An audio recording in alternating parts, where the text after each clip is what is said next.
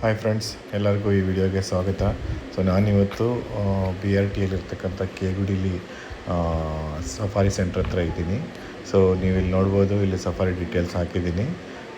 So ನಂದು ಈ safari ತುಂಬ ಸಲ ಹೋಗಿದ್ದೀವಿ, ಆದರೆ ಯಾವತ್ತೂ ನಮಗೆ ಅಂಥ ಎಕ್ಸೈಟ್ಮೆಂಟ್ ಆಗಿ ಏನೂ ಸೈಟಿಂಗ್ಸ್ ಆಗಿಲ್ಲ. ಸೊ ಬೇರೆಯವ್ರಿಗೆಲ್ಲ ತುಂಬ ಚೆನ್ನಾಗಿ ಸಿಕ್ಕಿದೆ ಸಫಾರಿಯಲ್ಲಿ. ಬಟ್ ಇವತ್ತು ಮತ್ತೆ ಹೋಗ್ತಾ ಇದ್ದೀನಿ, ಯಾಕಂದರೆ ಬಂಡೀಪುರ ಎಲ್ಲ ಸ್ಟಾಪ್ ಆಗಿತ್ತಲ್ಲ ಸಫಾರಿ. ಸೊ ಹಾಗಾಗಿ ಈ ಕಡೆ ಬಂದು ಸುಮ್ಮನೆ ಇದರಲ್ಲಿ ಒಂದು ಸಫಾರಿ ನೋಡೋಣ ಅಂತ ಈ ಸಫಾರಿಗೆ ಬಂದಿದ್ದೀನಿ ಇವತ್ತು. ಸೊ ಬನ್ನಿ ಹೋಗೋಣ, ಏನಂತಂದರೆ ಸಿಗುತ್ತಾ, ನಮ್ಮ ಲಕ್ ಹೇಗಿದೆ ಟೆಸ್ಟ್ ಮಾಡೋಣ. ಸೊ ಇದೇ ನಾವು ಸಫಾರಿಗೆ ಹೋಗುವಂಥ ರೋಡು. ಸೊ ಇಲ್ಲಿ ಪಕ್ಕದಲ್ಲಿ ಒಂದು ಕೆರೆ ಇದೆ. ಸೊ ಟೂರಿಸ್ಟ್ ಎಲ್ಲ ಬಂದರೆ ಇಲ್ಲಿ ನಿಂತ್ಕೊಂಡು ಫೋಟೋಸು, ವೀಡಿಯೋಸು, ರೀಲ್ಸ್ ಎಲ್ಲ ಮಾಡ್ಕೊಂಡು ಆರಾಮಾಗಿ ಎಂಜಾಯ್ ಮಾಡ್ಕೊಂಡು ಹೋಗ್ಬೋದು. ಬಟ್ ಇಲ್ಲಿ ಏನಪ್ಪ ಅಂದರೆ ಬಿಫೋರ್ 4:30 or 5 o'clock ನೀವು ಹೊರಟೋದ್ರೆ ನಿಮಗೆ ತುಂಬ ಸೇಫು. ಸೊ ಸಫಾರಿಯಿಂದ ನಮ್ಮ ಜೀಪ್ ಹೊರಡ್ತು. ಈಗ ಬೇಸಿಗೆಗಾಲ ಸ್ಟಾರ್ಟ್ ಆಗಿರೋದ್ರಿಂದ ಯಾವುದೇ ಹಸಿರು ಏನೂ ಸಿಗೋದಿಲ್ಲ. ಸೊ ಕಾಡನ್ನು ನೋಡೋದಕ್ಕೆ ತುಂಬ ಬೇಜಾರಾಗುತ್ತೆ, ಯಾಕಂತಂದರೆ ಎಲ್ಲಿ ನೋಡಿದ್ರೂ ಒಣಗೋಗಿರೋ ಜಾಗನೇ, ಯಾವುದೂ ಹಸಿರು ಇರೋದಿಲ್ಲ.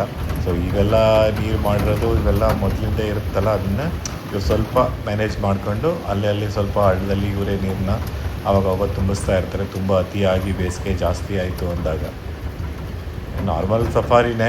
ಸೊ ಇಲ್ಲಿ ಅಂಥದ್ದು ಕೆಲವೊಂದು ಸಲ ಟೈಗರ್ ಸೈಟ್ ಆಗಿದೆ, ಕೆಲವೊಂದು ಸಲ ಬ್ಲ್ಯಾಕ್ ಪ್ಯಾಂಥರು ಸೈಟ್ ಆಗಿದೆ. ಬಟ್ ರೆಗ್ಯುಲರಾಗಿ ಡೈಲಿ ಬೇಸಲ್ಲಿ ಸೈಟ್ ಆಗೋದಿಲ್ಲ. ಯಾವಾಗಲೂ ನಮ್ಮ ಲಕ್ಕಿದ್ರೆ ಮಾತ್ರ ಇಲ್ಲಿ ಸೈಟ್ ಆಗೋದು. ಸೊ ನೋಡಿ ಮುಂದೆ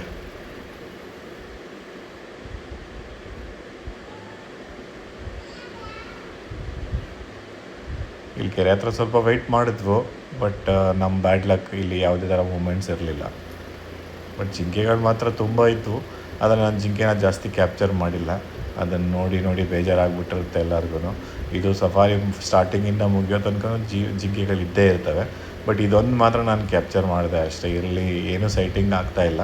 ಸೊ ಸದ್ಯಕ್ಕಿರೋದು ಜಿಂಕೆ, ಅದಾದರೂ ಇರಲಿ ಅಂತ ನಾನು ರೆಕಾರ್ಡ್ ಮಾಡಿದ್ದೆ.